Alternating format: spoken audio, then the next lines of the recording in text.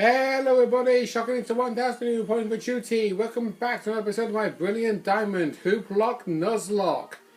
In the last episode, we finally made our way here to Sunny Shore City to challenge the 8th and final gym leader. And we are literally in the room where he stood right now. But we do have to go through two required trainers first in order to reach him.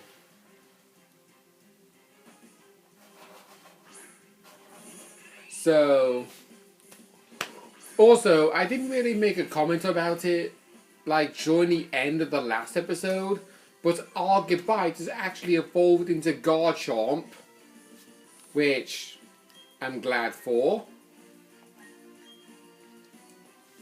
Because that means our pseudo-legendary can actually hit like a truck now. But it is still risky to use because of the fact that it has a quad weakness. In fact, something I actually do want to talk about real fast actually. And I'm not sure if I brought this up once before earlier in this LP or in past Pokemon LPs. Why is it that the majority of pseudo-legendary Pokemon have a quad weakness? And I know this is going to be spoiling all the pseudo-legendary Pokemon of the upcoming regions, because obviously we all know about Generation 9 and that. So I think it's fair for me to actually talk about this. Despite the fact that even though we'll be planning on doing LPs in the future generation games, considering that this is a Gen 8 remake of a Gen 4 game, it's kind of like, yeah, you can kind of see the whole criteria business. But anyway. So, the pseudo-legendaries. Dragonite, a dragon flying type. Salamence, a dragon flying type. And Garchomp, a dragon ground type. All carry the quad weakness to ice. Tyranitar, a rock dark type, known to carry a quad weakness to fighting. Hydreigon wasn't originally known to have a quad weakness, but the very moment that Generation 6 came out and they introduced the fairy typing, Hydreigon was now given a quad weakness to fairy. And then Gen 7 came out and introduced Kommo-o, who also has a quad weakness to fairy, but isn't the same type as Hydreigon. Because Hydreigon is a dragon dark type, but Kommo-o is a dragon fighting type. And all of those Pokemon that I mentioned are the ones that have a quad weakness. Dragonite with ice, Tyranitar with fighting, Salamence with ice, Metagross, who is a steel psychic type, does not have a quad weakness, Garchomp, quad weakness to ice, Hydreigon, quad weak to fairy, Goodra, the only pseudo-legendary Pokemon who is a single type, Kommo-o, quad weak to fairy, Dragapult, a dragon ghost type, does not have a quad weakness, and the last pseudo-legendary Pokemon, Baxcalibur, who is a dragon ice type, who also does not have a quad weakness. So it's definitely interesting to see that Goodra, the pseudo-legendary for the Kalos region, is the only pseudo-legendary to not have a secondary type. But Metagross Baxcalibur and Dragapult to be the only dual-type Pokemon to not have a quad weakness, but all the other ones do. Because like I say, Dragonite is Dragonite is Gen 1 pseudo legendary, Tyranitar is Gen 2, Salamence is Gen 3, Garchomp is Gen 4, Hydreigon is Gen 5, Combo is Gen 7. So, yeah. Anyway, that's the last trainer that we needed to fight against. So, what we're going to need to do now is go into our bag.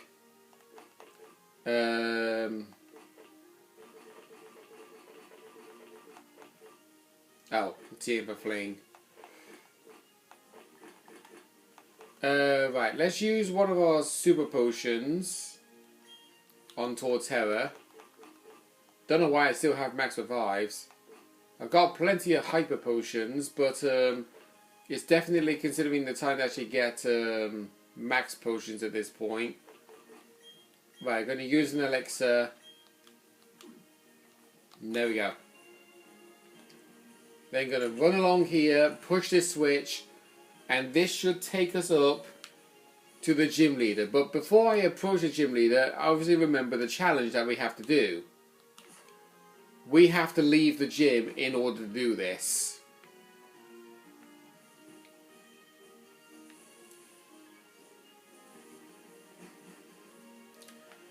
The reason why we need to leave the gym is because the challenge we have to do, we have to use the same number of Pokemon as the gym leader. So we need to decide which 4 Pokemon we want to use. And no question about it, I'm going to use Torterra because of him being level 55. We are also going to be using Luxray. The third team member we are going to use is Mew. And the last Pokemon we're going to use is not going to be Garchomp. And it's not going to be Gastrodon. It's going to be Lucario.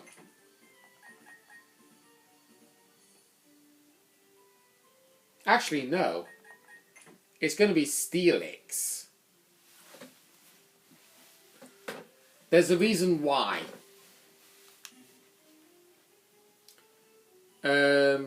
Actually, hang on. Held items, let's see, so Fist Plate, Soft Sand, Mind Plate, Iron Plate, Dread Plate, Leftovers, Mystic Water, nothing else anybody else is holding, okay. Right, just wanted to be sure on that. In we go. Yeah, I know it actually would make sense for me to actually use a Garchomp for this gym fight because of the fact that he's a pseudo-legendary and also carries the move for Earthquake. But in this problematic scenario,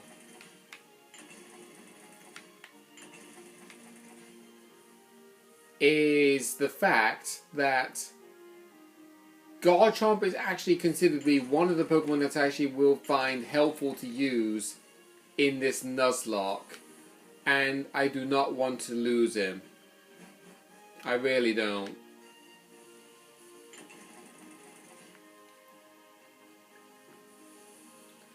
So I'm basically playing it safe in order to keep Garchomp alive. Sorry, voice break. In order to keep Garchomp alive during the trials of the Elite Four. So here we go. Time to fight Faulkner. That's of course if I can actually navigate 2D and 3D. Right, it's not often the trainer manages to make it all the way here to challenge me. And when they do, they've all been boring battles. I didn't break a sweat beating them. Ugh. I'm Faulkner, the gym leader. They say I'm the top gym leader in Sinnoh. But, anyway. Sorry. My throat decided to, like, go senile then. I guess we better get this done. I hope you're the trainer who will make me remember how fun it is to battle.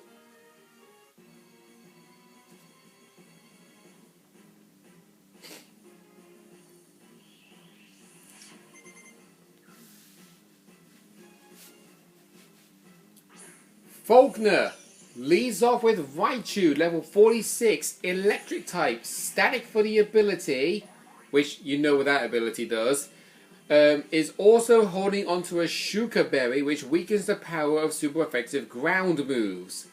It's carrying the moves Nuzzle, Volt Switch, Charge Beam, and Surf. If you had a Pokemon who was a ground type and also carried Water Absorb for the ability, this Raichu would do literally nothing to you. Surf is literally the only move he can do against my Torterra. If he was fighting him in Diamond and Pearl, his Raichu would instead not be holding an item, and he would carry the moves Charge Beam, Brick Break, Thunder Wave, and Light Screen instead.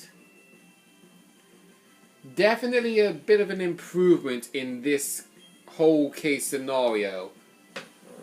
However, with the fact that the gym leaders do not heal their Pokemon in this game, it's kind of like one way to try and make the game a little bit easy for us to play. So there you go, Wilson is now level 54. His second Pokemon is Octillery. Level 47, Water type, Sniper for the ability, holding an Expert Belt. Sniper boosts the power of critical hits. Expert Belt boosts the power of super effective moves. With the moves Octazooka, Focus Energy, Charge Beam, and Aurora Beam. This is the reason why I did not want to bring in my Garchomp. Because that Aurora Beam hurts. I'm going to send in Mira because the Steel types can actually resist Ice, and even though Mira is not good with special defense, I think you can actually like tackle this. Alright, never mind. I'm actually going to take this opportunity. Never mind. Okay. In the original Diamond and Pearl, his Octillery would still have Charge Beam, Octazooka, and Aurora Beam, but he would have Bullet Seed instead of Focus Energy. Right, Tigre, you're up.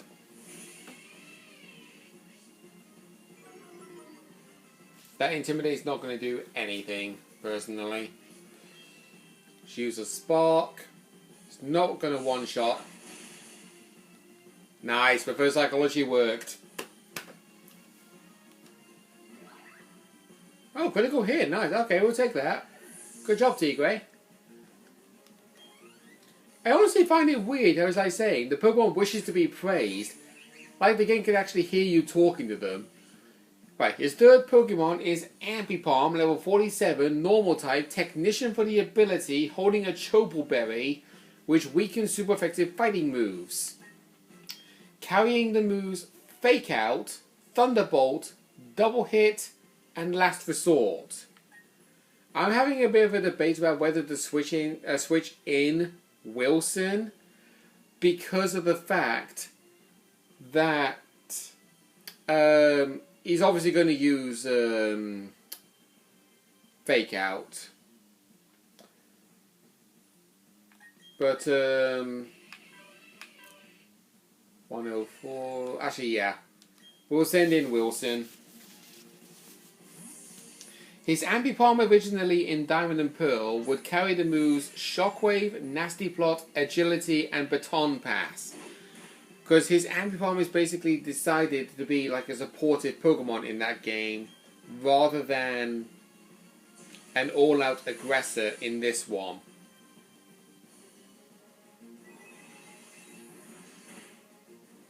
Okay, there goes the Ambipom. Another critical hit! God, it's like you're secretly holding onto the scope lens or something. His last Pokemon, get ready for my trump card, is Luxray, level 49, electric type, intimidate for the ability, holding a citrus berry, and he said a Shuka berry for a second then, is holding a citrus berry, carrying the moves Thunderfang, Ice Fang, Crunch, and Iron Tail. In Diamond and Pearl originally, he has Thunderfang and Crunch, but instead has Thunder Wave and Charge Beam, with Rivalry for the ability, holding a Citrus Berry. I'm going to take the risk here, and I'm going to use Psychic. Did not one-shot, but I got the Special Defense drop. I'm just hoping that the Crunch does not hit as hard as I envision.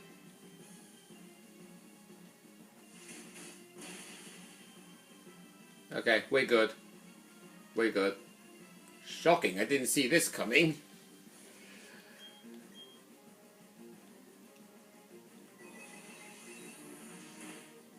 There we go.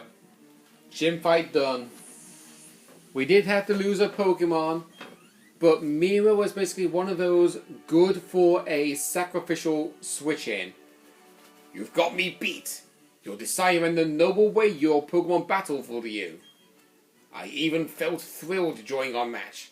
That was a very good battle. Staged text all the way through. That was the most fun I've had in a battle since I don't know when. It's also made me excited to know you and your team will keep battling to greater heights. This is your 8th gym badge. You've earned this. We get the Beacon badge.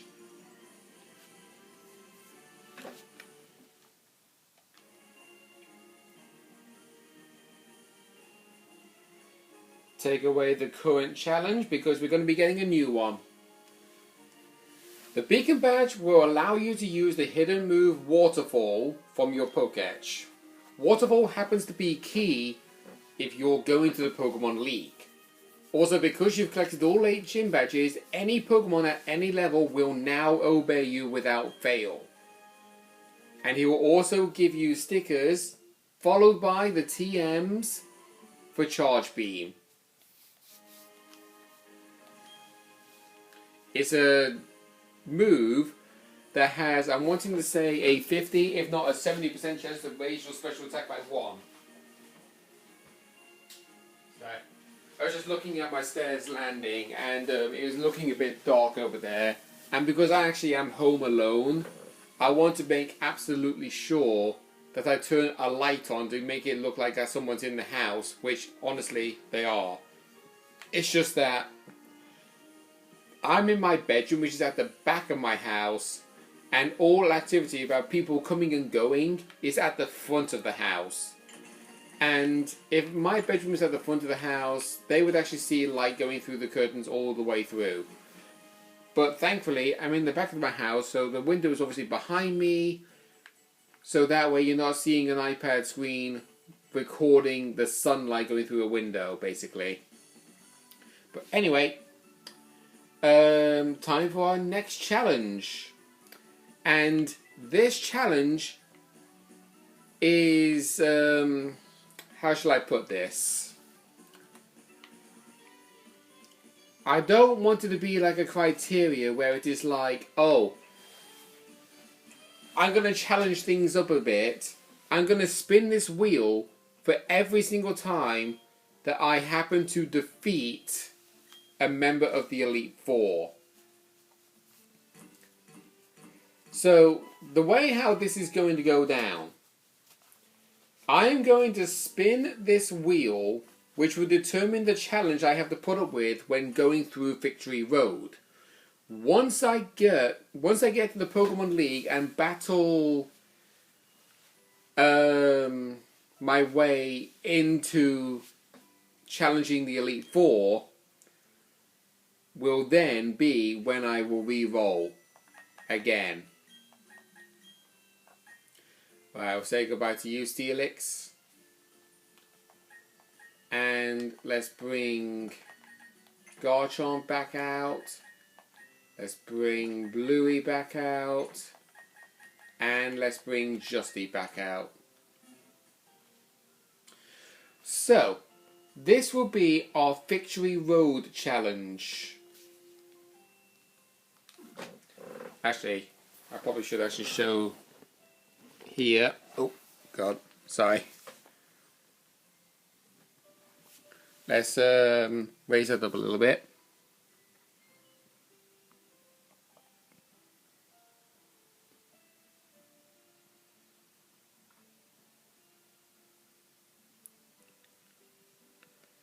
Have to use only one particular type. You know something? Before actually starting episode 73, I was thinking something to myself when recapping what I did at the end of episode 72 about Dialga, where I said Dialga will only be used in the Nuzlocke if applicable, like if necessary. And I was thinking, in case if it happens to spin Steel or Dragon on this challenge, and sure enough, I actually called the challenge. So I'll type down, have to use, and then I'll put down the actual type. So let's see.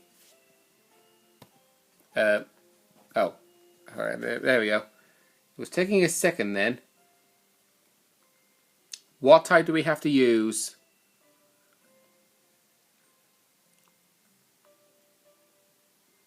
I don't even know if I've actually done this challenge already on this run. Please don't land on Steel or Dragon. Considering the fact that we just lost a Steel type Pokemon. Oh no, oh no, oh no. Oh no. Oh no. Oh, that's awkward. That is actually really awkward. We have to use Ice type Pokemon.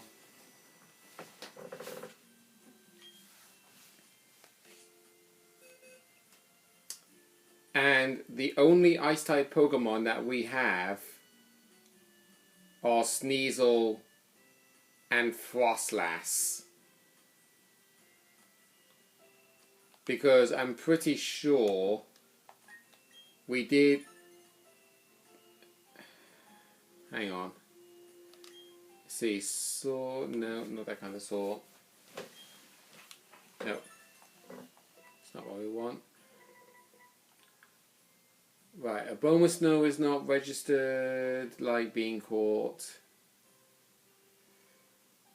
Actually, let's just go by number. So, any Ice-type Pokemon that I can see that will be worthwhile to be used.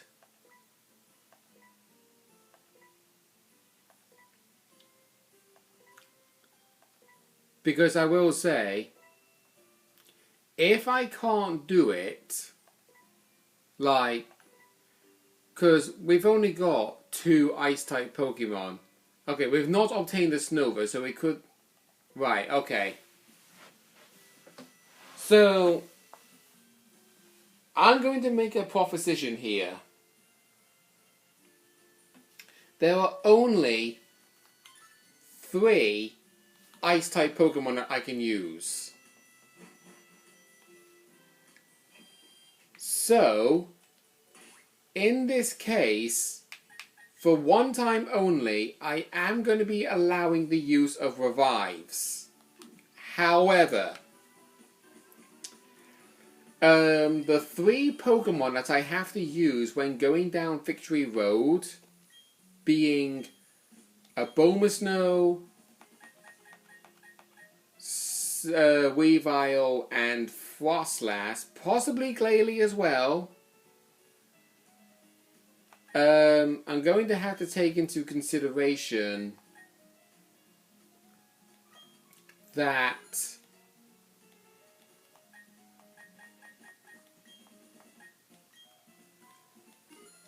I'm going to have to give the Pokemon multiple lives. And in this case, to make it fair, because you're only allowed a maximum of 2... No. You're only allowed a maximum of 6 Pokemon in your party, and we have 3 Ice types. Technically 4 if you want to count Glalie. I'm going to have to put down a petition where I give all Pokemon at least 2 lives. So straight away over here, wrong button again. I'm going to need to go into the Grand Underground near Snow Point City, because that is actually where you encounter the Ice type Pokemon in the Grand Underground.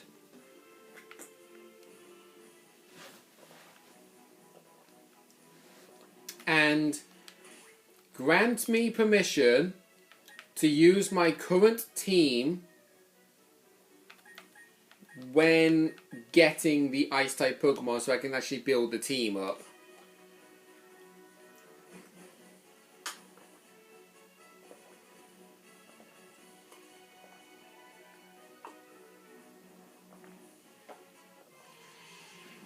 Okay?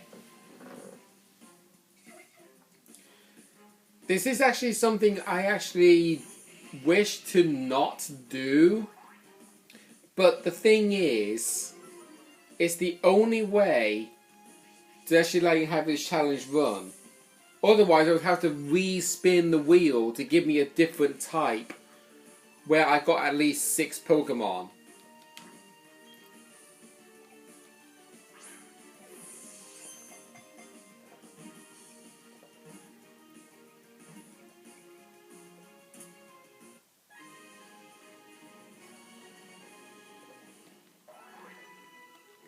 Okay, there's Ice type number 1.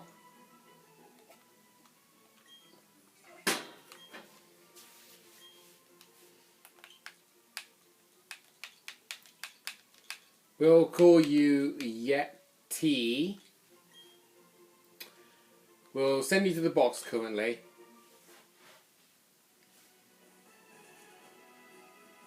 So there's another Sneasel, a Bronzor. We don't need a Bronzor. So yeah, the Icy Cave. I think it actually would be best for me to actually go into that big square in the middle, because big rooms mean more Pokemon.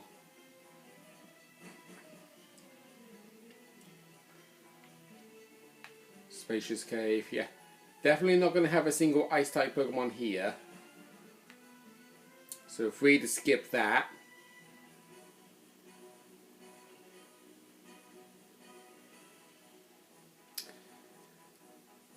So yeah, this is basically going to be the rest of the episode, guys. I was not prepared to have to use only Ice-type Pokemon in Victory Road of all places. Okay, the Glacial Cavern, we saw a Sneasel, we saw a Snover. Once again with the Bronzors.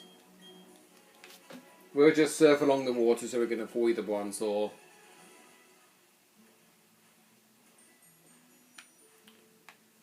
What's with the Mr. Mime here? Like, I'm pretty sure there are other Ice-type Pokemon that you can find here. Come on.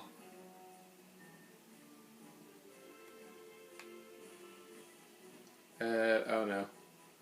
Okay, good. There's a Boneri. Kind of random to actually have a Baneri found in a cold climate room. To be truthfully honest. Head along up here, nothing there. Well, there's a Swablu.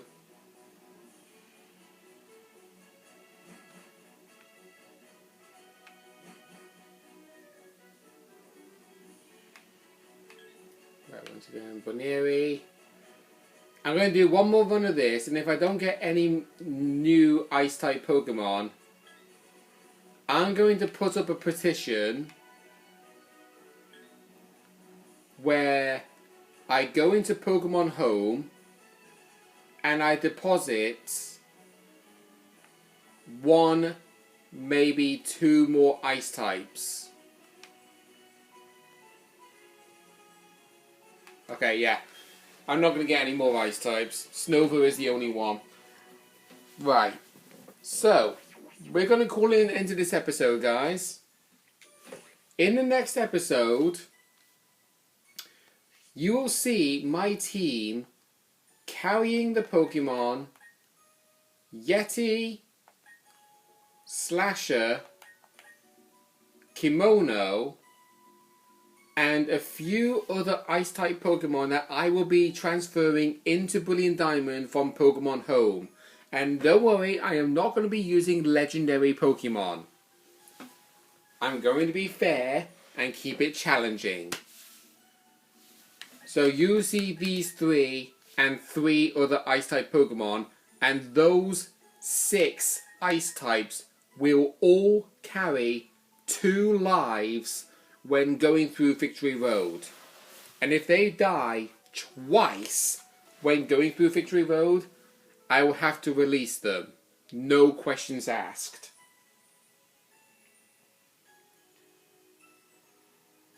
If you lot think that is cheating, like, seriously, if I was actually like, just be like, oh, they only get 1 life, when I've only got 3 Ice types to use, you would literally do the exact same thing. You really would. Or, you would probably just actually, I'm curious. I'm going to respin the wheel right now and see what type I would have got if I chose to respin it.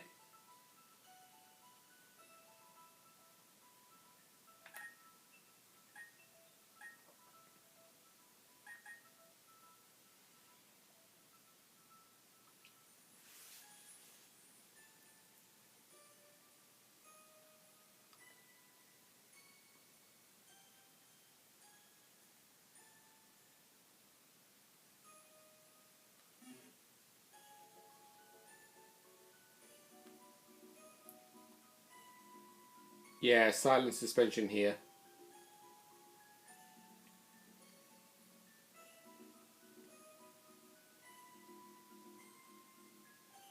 It landed on normal. So I would have had to have used normal type Pokemon, which would have been Harriet the Bee-Barrel, Vapor the Swablu, Starlo the Staravia, Palindrome the Girafarig, Glutton the Snorlax, and other normal type Pokemon that I probably have not already caught yet in this playthrough. So anyway, next time on the Brilliant Diamond Hooplocke Nuzlocke, you will see me have a full team of Ice type Pokemon. See you guys then.